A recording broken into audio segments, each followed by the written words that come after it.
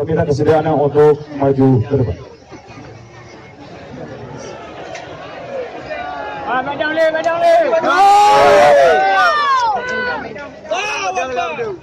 Ya, nak pergi le ya. Nak pergi jauh kau nak buka. Cek kat rumah. Rincong tekang yuk. Kau tak apa kena kumpul.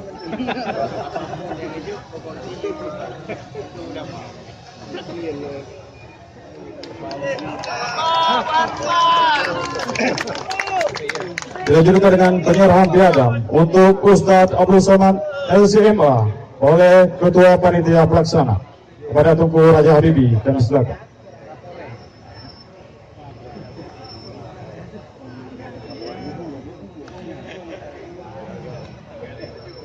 Ada apa kamera dong lu.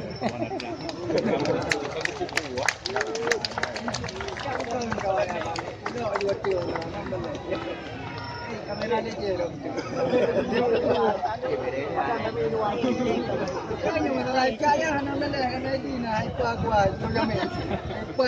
Selanjutnya, acara utama kita, tausiah agama sekaligus dengan penutup dengan doa yang akan disampaikan oleh Al-Mukarram Ustadz Haji Abdul Somad LCMA yang bertema meneladani Rasulullah SAW sebagai pemimpin dan pemersatu umat.